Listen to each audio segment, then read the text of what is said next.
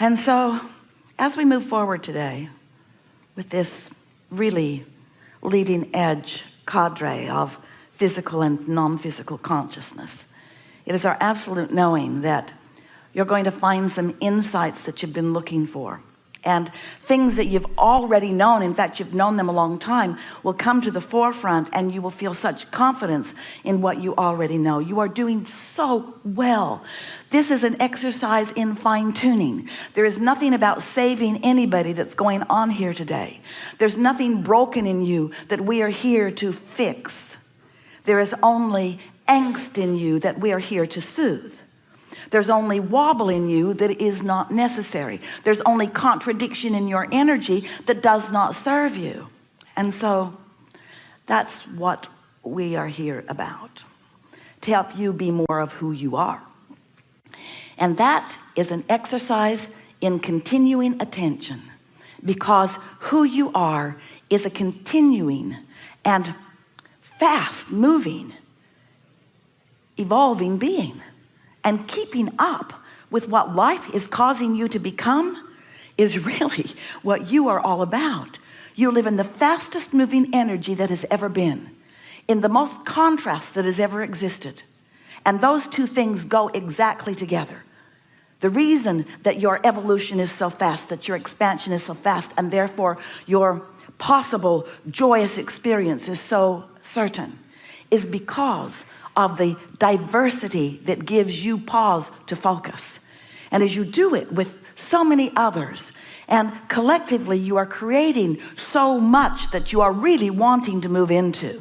You've created through your attention, and therefore through your emission of vibration, a vibrational reality that is the premise of all things to come, that future generations will come into already knowing and experiencing. It's just you who are here with the old world, and from your basis in the old world you are creating the new world. It's only you that have one foot in the old world and one foot in the new world who are having any struggle. New ones being born in don't have any struggle. They're born in to the vibration of what is.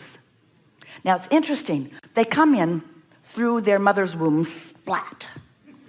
Here they are in physical experience, dominantly non-physical energy. And then, oddly from our perspective, you who've been here before, take these fresh little new ones who are pure positive energy, who are the vibrational equivalency of your vibrational reality, that vibrational reality that we call the vortex. We want you to accept its realness. They are born in understanding all of that. But humans so often think it's important to give them really clear understanding of how things are in terms of already manifested, or more important, you think, how things have been that caused things to be how they are. Well, we agree with you partly, because how things have been and what you've lived and what you've launched vibrationally is why things are in this vibrational reality. But those new ones already feel that, and they are moving steadily toward their manifestation of this new reality. But you're not so much.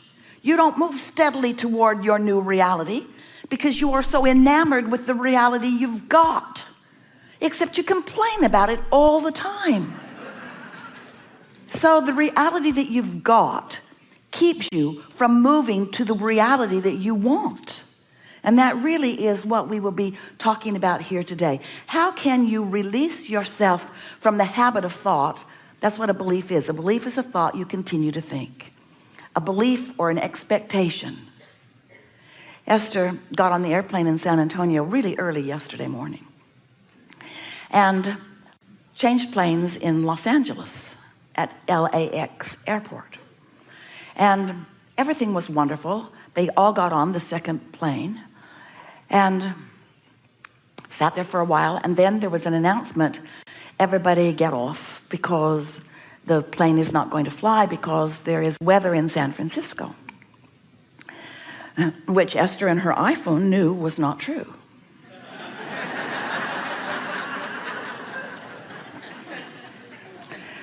So they got off, and now Esther is flying early enough that she knows that no matter what the airline decides to do, she can get in a car and drive here. It's within her ability to do that. So she was at ease, knowing that she was not going to miss all of you. But as she sat there, there was a woman, really quite animated, who was talking with the gate agent with clarity and a loud voice. And sadly, she reminded Esther of herself. Because she wasn't just going to take at face value what they were saying. And as Esther listened to her, what she said made sense, even though it clashed with Esther's desire.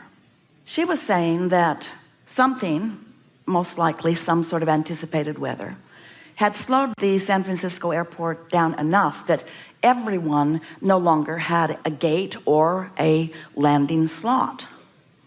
And Esther had heard that before. It resonated with something that she'd heard before. And so as Esther listened to her reasoning, the man at the gate, he was a supervisor, he listened to her, to this woman, and sort of gave her a nod and a wink that she was onto something. But Esther had done something as she came off the airplane. As she came off the airplane, she stuck her head and her first foot and her second foot and most of her body inside the cockpit. And she said to the pilots, if you really needed to be somewhere today, would you wait for this plane or would you rent a car and drive it? Would you?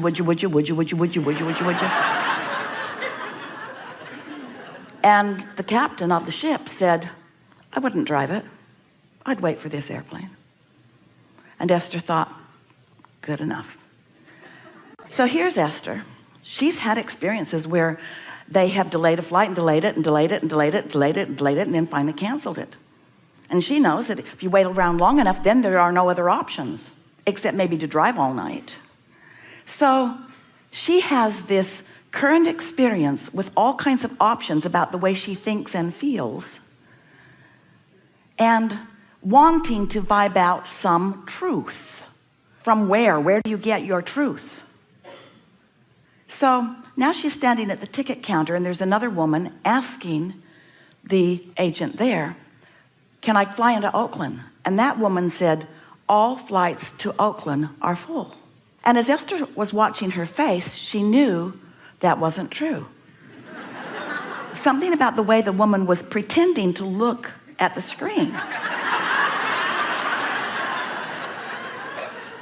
And so that woman went off. She had her carry-on. She went off to Alaska Airlines. And Esther thought, well, that's that, but I believe in my captain and I'm just going to sit here. Now this woman who was animated, she's still going on and on and on and on and on about how this plane's not going to fly. She's seen it so many times. And so Esther decided to put in place a plan B. So she arranged for a limo driver to pick her up at baggage claim 3 hours from now, because she figured in 3 hours she could get her bag off that airplane if she needed to. And so now she is sitting there relaxed and in some sense of relief, knowing that she was going to get what she wanted, even though she could feel that she was banging it out in an unnecessary way. So here she is. You've been there too. Her now vibration is clouded by all of the flights that have ever been canceled, all of the lies that she thinks she's ever been told, all of the trauma that she's ever lived around this subject, and current faith in a man that she believed was telling her what he believed to be true, although she doesn't know how much he actually knew. Have you ever lived that kind of confusion? What should I do? What should I do? What's the right thing for me to do? Do I just sit here and let the universe have its way with me? How much do you trust the universe? How much do you trust that the universe has your back? How much do you know that things are always working out for you?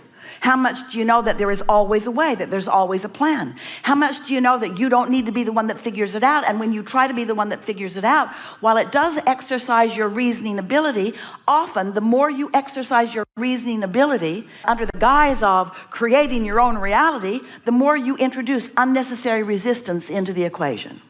You hearing us? So Esther sat there, and now she's feeling amused because this has been Mr. Toad's wild ride. She's been all over the place, mostly feeling confident that she's all right no matter what, but she went here and here and here and here and here and here and here and here and here because she allowed influences of current reality and a woman who had had a lot of experience. 45 years she's been flying, she and her husband. She knows about all of these kinds of things. And she got the gate agent to give her a wink and a nod on the dire thing that she had extrapolated from her past experience. And so as Esther is sitting there and listening to all of this, she became very amused with herself. And she thought, wouldn't it be just a really funny thing if that time that they put up there was the time that we all just got on and flew off to San Francisco, which it was. It was a slight delay. It was a 3-hour delay. But it wasn't a canceled flight. And as Esther is settling into her seat, she is saying to herself, what has this life experience brought to me? What do I now know in a clearer way? What do I now know? What do I know more clearly than ever before? Things are always working out for me. There is always a path. And nothing serious is going on here. And what else? I introduced unnecessary resistance into my equation. Was it terrible? No. Was it an exercise? Yes. Was it sort of fun? Truly. Was it interesting? It's fascinating. Was it adventurous? Yes, it was. Do I feel more alive? I do. Did I make friends? Yes. Is there something I would have rather been doing with that time? No. Is it what living life is? Yes. Sitting in your environment, assessing what's going on, digesting it, just like eating a yummy vibrational meal. There isn't anything serious going on, no matter what it seems like. Esther was thinking, well, the stakes feel higher to me because I'm not just going to buy art.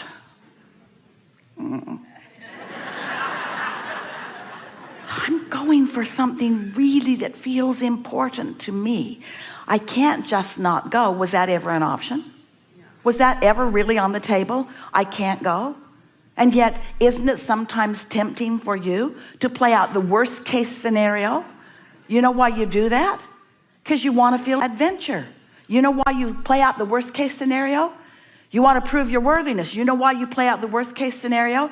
You want to triumph. Here I come to save the day.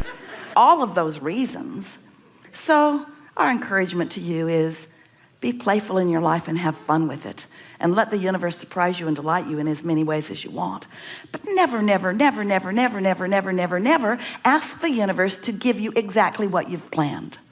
Because if the universe only ever gives you exactly what you've planned from your very narrow point of view, you're going to have a really boring life. But if you allow the universe to reach out to all of the possibilities, knowing who you are and what you want, and if you've practiced your knowing that things always work out for you, then you can be an active participant. That's important in this unfolding drama of the way the universe will stand on its head to give you whatever you want whenever you want it. Welcome to planet Earth. Welcome to vast contrast and diversity. Welcome to infinite choices and possibilities. Welcome to the enlivenment of you. Welcome to the adventure of being out here on the leading edge right where you wanted to be. And never ever ask for the mundane, expected, everything on schedule, always just the way you wrote it in your book, because that will bore you to death.